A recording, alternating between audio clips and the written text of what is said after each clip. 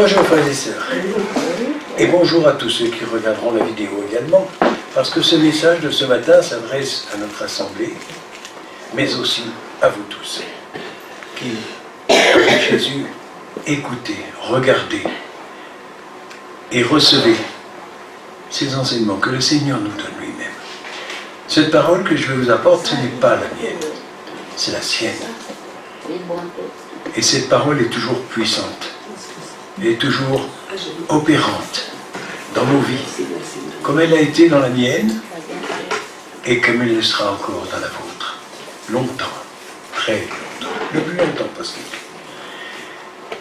Alors, ce message que j'ai reçu du Seigneur et que j'ai mis sur papier, spécialement ce matin, en plusieurs exemplaires, de façon à vous le remettre à la sortie, pour ceux qui sont présents. Et pour ceux qui ne sont pas présents, qui n'ont pas pu se joindre à nous, à travers la vidéo, je vous le dis, vous pouvez nous joindre et vous recevrez également ce message. Il est important. Pourquoi ? Parce qu'en fait, le titre en est « Être chrétien en 7 points, 7 étapes ».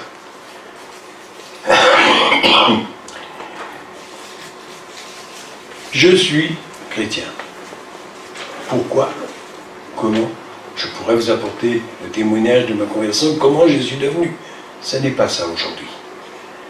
Ça sera une prochaine fois, si vous le voulez. Mais surtout, c'est la définition.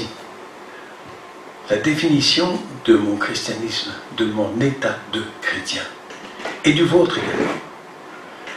Nous avons tous l'occasion, de nombreuses occasions, au plus proche comme au plus loin, de témoigner de ce que nous sommes, de notre vie chrétienne. Mais quel argument avons-nous à présenter ?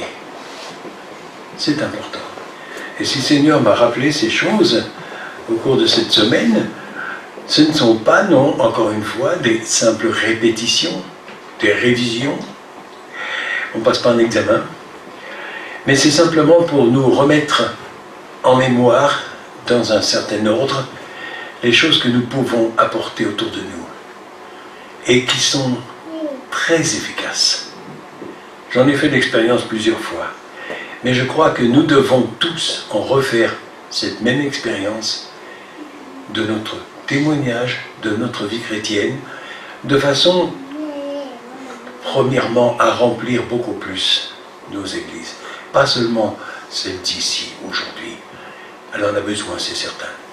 Mais bien d'autres encore. Bien d'autres frères et sœurs qui sont sur Internet et qui voient cette vidéo, vous vivez aussi dans une assemblée, dans une église, et vous avez de temps en temps aussi cette pensée, il y a beaucoup de places vides. Alors on a coutume de dire aussi souvent, et ce n'est pas pour plaisanter, c'est une réalité, que les places vides sont occupées par des anges. Et c'est vrai.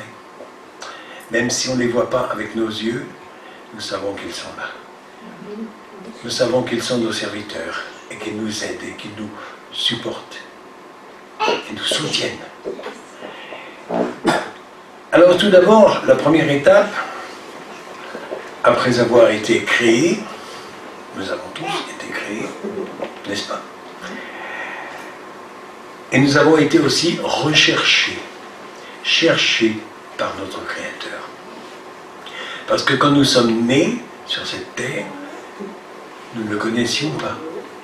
Et nous avons été plongés dans un monde qui le rejette, qui le refuse, qui le critique, qui le retorde dans tous les sens, qui essaie d'interpréter plein de choses.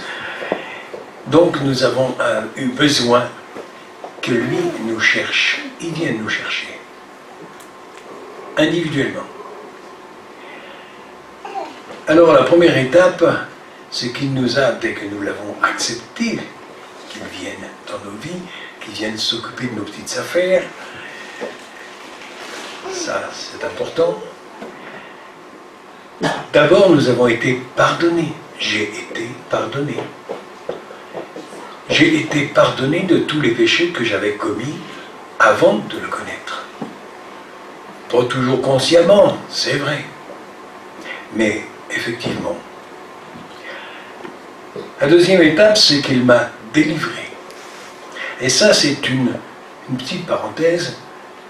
Ces deux premières étapes, nous la fondons souvent en une seule, et nous a pardonné, c'est bon. Attention, il nous a pardonné à partir de notre conversion de tous les péchés commis. Ok. Après dessus, Jésus les a pris à la croix. C'est son œuvre. Mais la deuxième étape, c'est qu'il nous a délivrés de la puissance du péché, du pouvoir du péché qui règne sur ce monde, pour pas qu'on y retombe. Bah, bien sûr.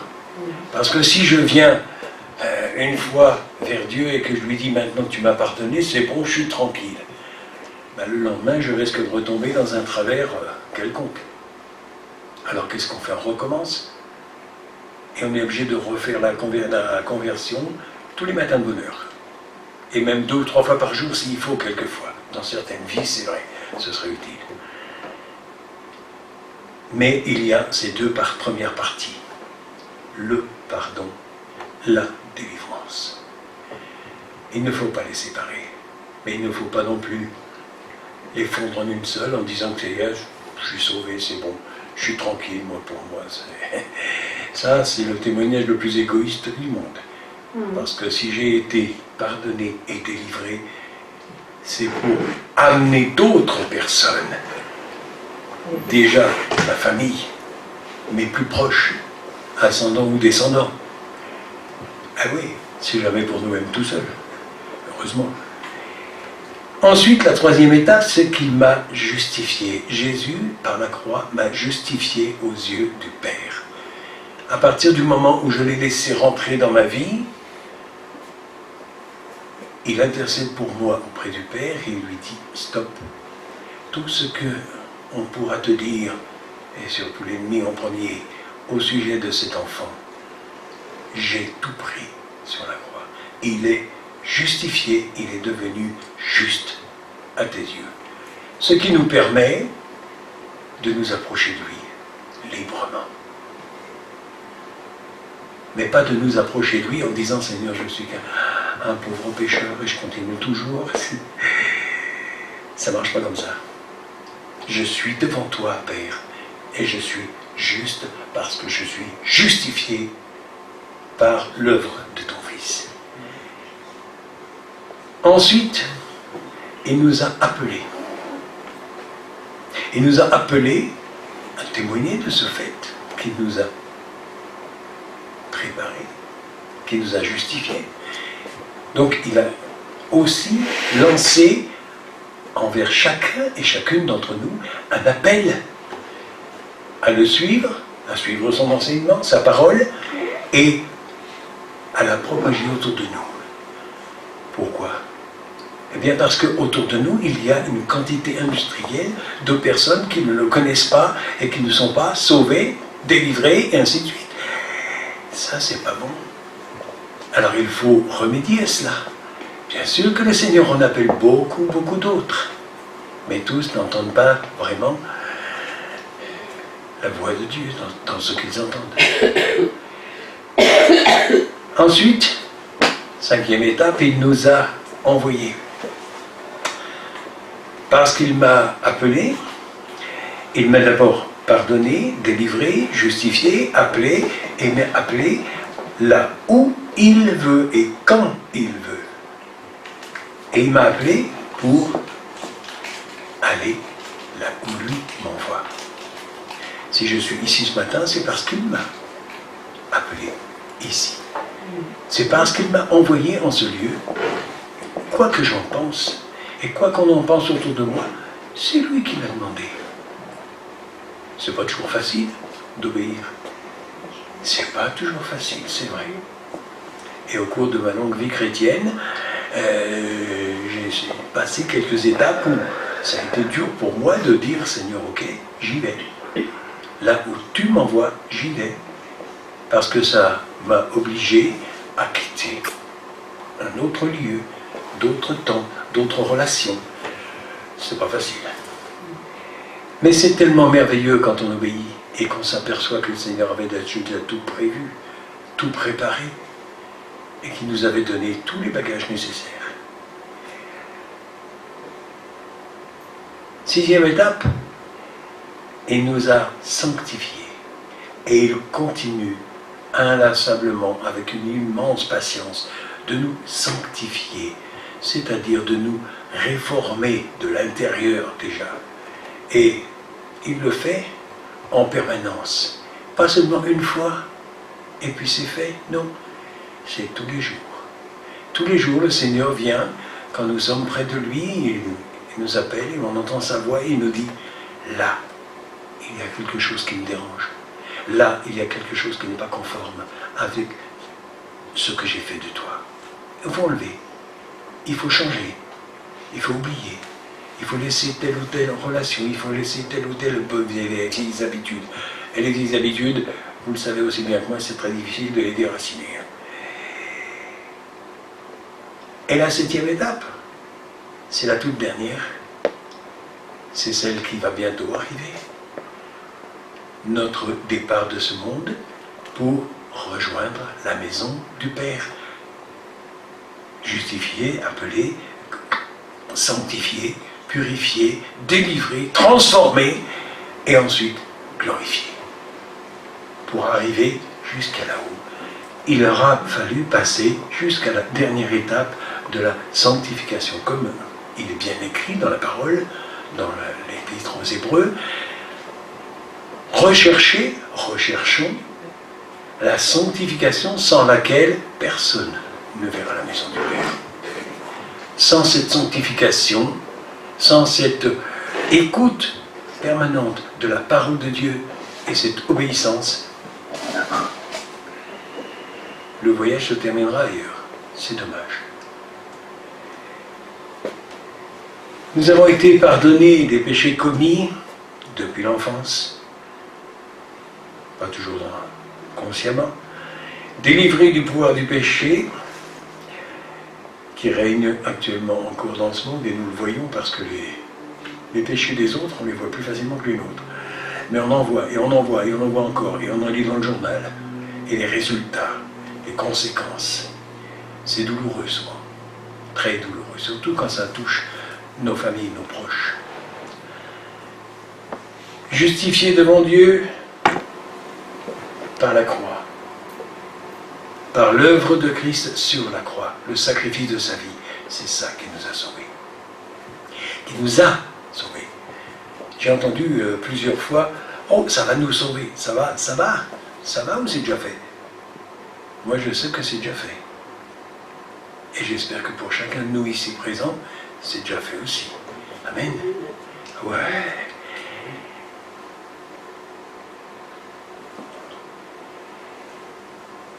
Voyons dans l'Épître aux Romains, chapitre 5, versets 1 et 2.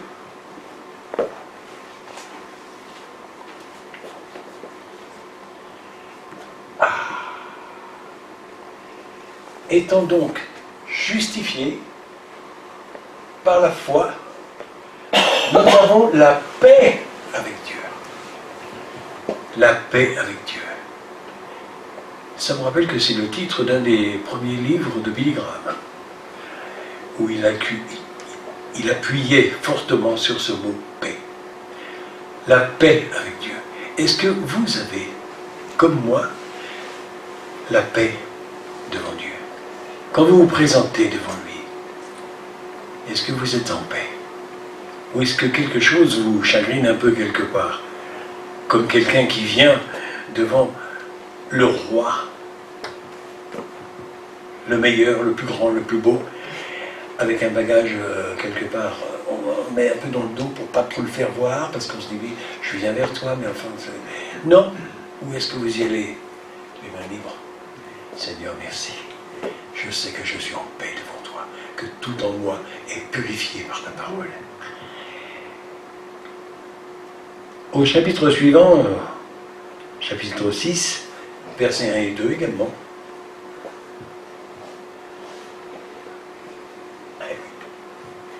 Ça rejoint ce que je viens de dire. Est-ce que si je suis sauvé, délivré, sanctifié, purifié, transformé, ok, Et à partir de là, c'est bon, je fais ce que je veux, je peux continuer comme avant. Je suis purifié. Non.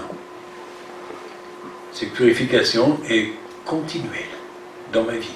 À partir de ce moment-là, c'est la sanctification. C'est une œuvre continue dans la vie du chrétien.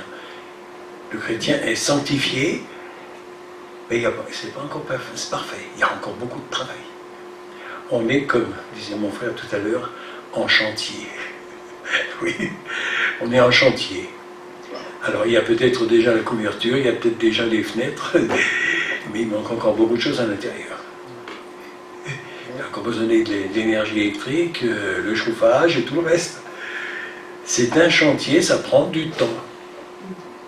J'ai commencé à travailler à 14 ans dans le bâtiment, donc j'ai vu un peu le bâtiment, comment ça se passe. Petit ou grand, c'est toujours long, très long. Mais il faut passer par toutes les étapes pour arriver à ce qu'il soit habitable. Et le Père, pour chacun de nous, il travaille sur le chantier en permanence pour qu'à la fin, quand il vient nous chercher, nous soyons habitables, totalement habitables par sa personne, par son œuvre, par tout son royaume.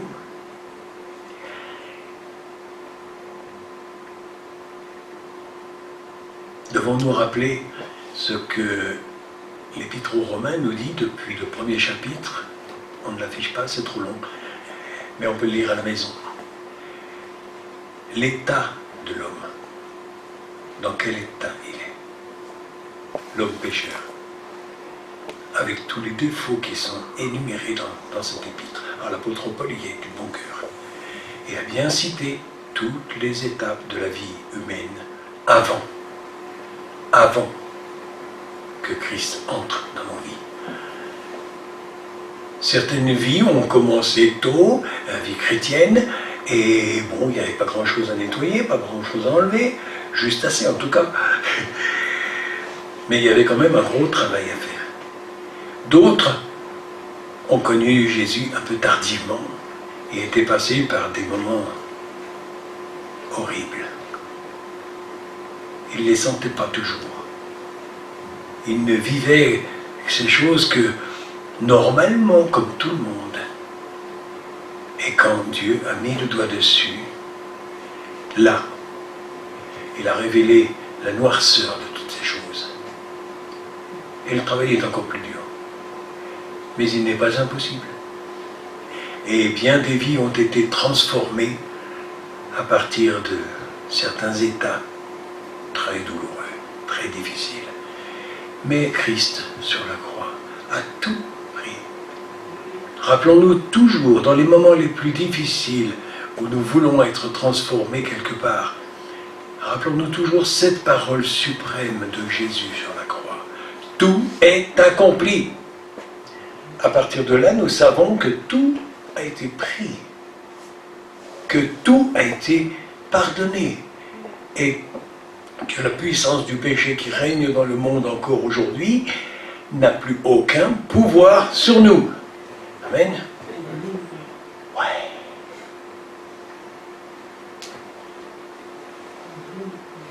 Je n'ai pas entendu beaucoup d'amen. Amen. Ah bon. Non, je sais que je suis un peu dur de la feuille, mais quand même.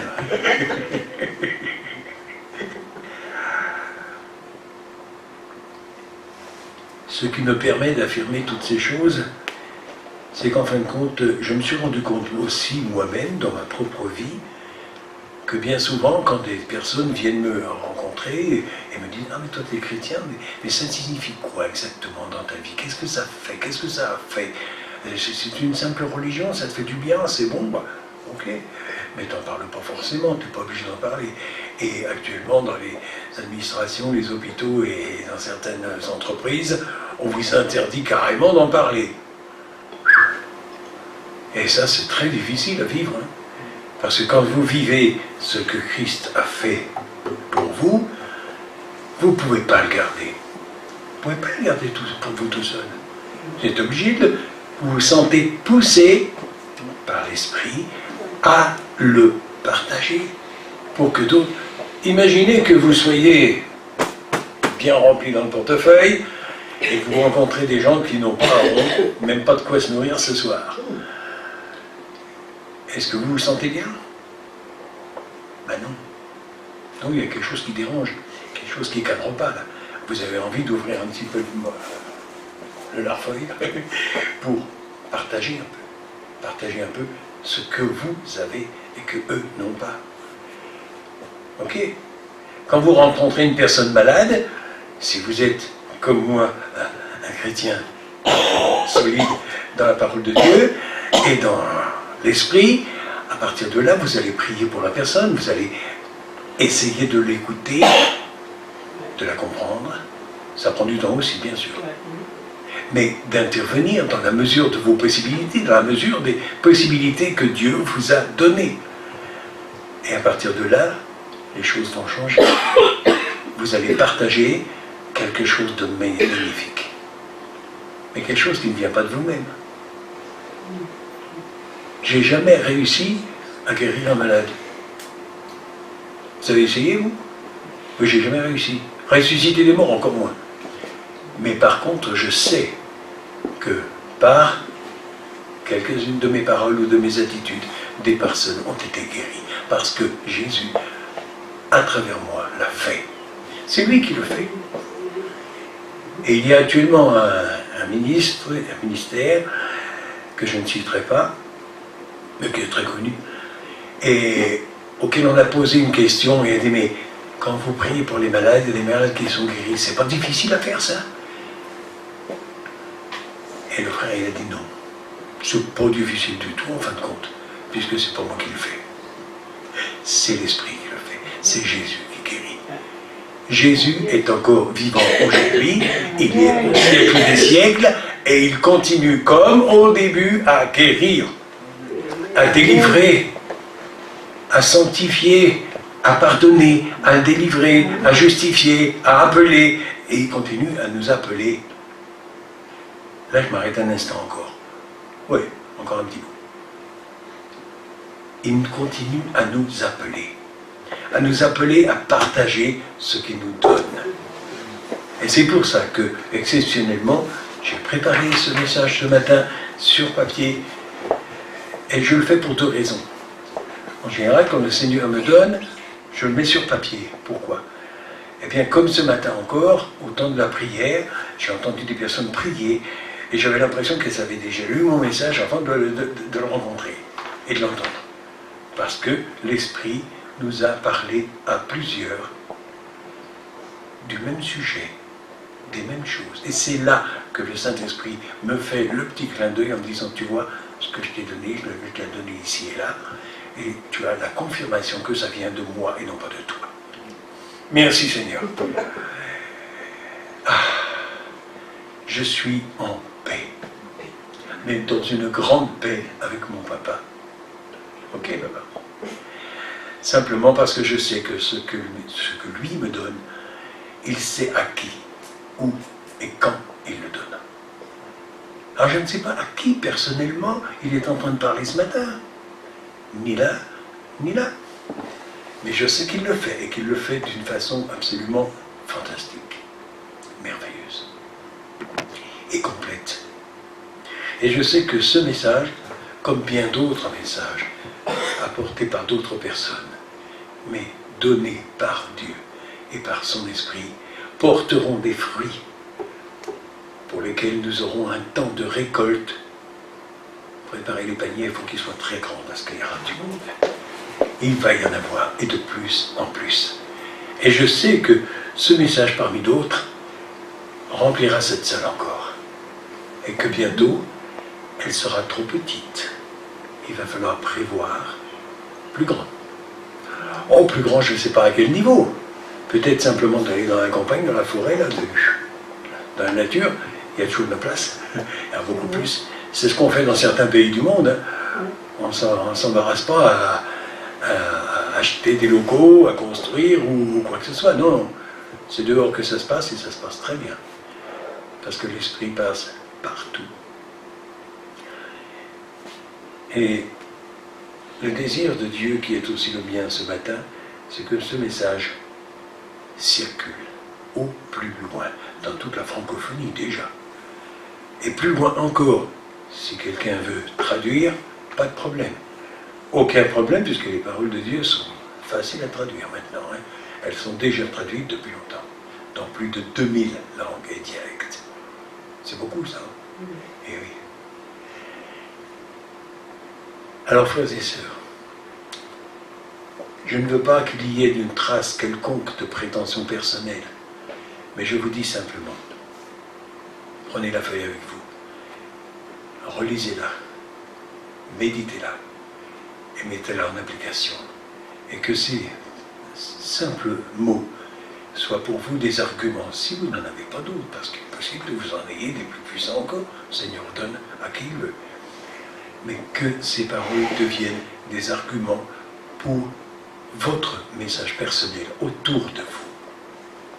Et que dans peu de temps, je dis bien peu de temps, parce que le temps est court maintenant, ces salles, ici et bien d'autres encore, soient absolument remplies et que le pays tout entier entende ce message.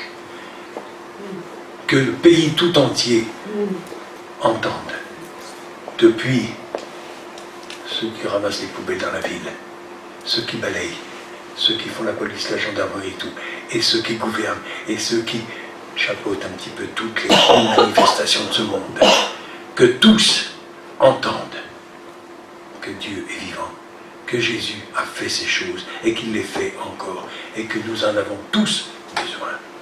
Parce que si nous voulons que notre pays, en particulier, puisque nous sommes ici en France, se redresse un petit peu spirituellement, parce qu'il en a sérieusement besoin, c'est à travers nous qu'il peut le faire.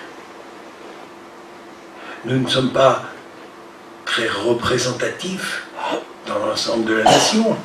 Nous ne sommes pas des ministres ou des ambassadeurs ou quoi que ce soit. Si, nous sommes ambassadeurs du royaume de Dieu. Et à partir de là, nous devons savoir, avec certitude, que le message que Dieu nous a donné, nous devons le propager encore et ajouter notre témoignage personnel. Et à partir de là, le pays tout entier, en peu de temps, peut changer. Et j'en suis convaincu, d'autant plus quand je lis encore les Écritures et que je vois comment les premiers disciples, qui n'avaient pas forcément une grande érudition, qui n'avaient pas fait des très hautes études, de simples pêcheurs, à la ligne ou au filet.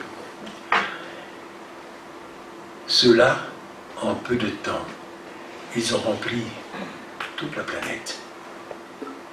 Parce que leur message a tellement bien circulé qu'il a recirculé. Je ne sais combien de personnes vont voir la vidéo, entendre, je sais combien il y en a ce matin ici parmi nous, mais je ne sais pas combien dans vos familles vont entendre de nouveaux messages, et celui que Dieu vous donnera. Et je ne sais pas encore jusqu'où ça peut aller. Mais je suis sûr d'une chose, c'est que par un seul Jésus, tous, à travers les âges, nous avons reçu le salut. Et que tous, encore aujourd'hui, peuvent le recevoir. Sauf qui? Sauf ceux qui le refuseront. Parce que Dieu a laissé à chacun la liberté de dire oui ou de dire non. Parce que dans sa maison, où il nous prépare les places, il ne veut que des volontaires. Pas de personnes forcées, poussées, tirées par les cheveux. Non. Que des volontaires dans la joie et dans la paix. Alors que chacun de nous soit ce matin encore dans une totale paix devant Dieu. Et qu'on continue à propager ce message merveilleux de notre salut. Le salut à tous et le salut pour tous. À partir d'un seul, Jésus. Amen. Amen. Gloire à toi, Papa. Tu fais les choses merveilleusement. Quand tu me donnes ces messages à la maison, le matin ou le soir, je me demande toujours, mais Seigneur, à qui vas-tu adresser ces paroles? Et qu'est-ce que ça va produire? Qu'est-ce que ça va donner? Pardon, Seigneur. Pardonne-moi d'être un peu trop pointilleux sur ce détail, parce que tu sais très bien ce que tu dis, ce que tu fais, et à qui tu le dis, et à qui tu vas faire des merveilles. Les vies que tu vas transformer. Ceux qui aujourd'hui sont contre toi, ou sont dans l'oubli. Oublions que tu es là. Ceux-là, demain, seront parmi nous. Merci Seigneur. Amen. Amen.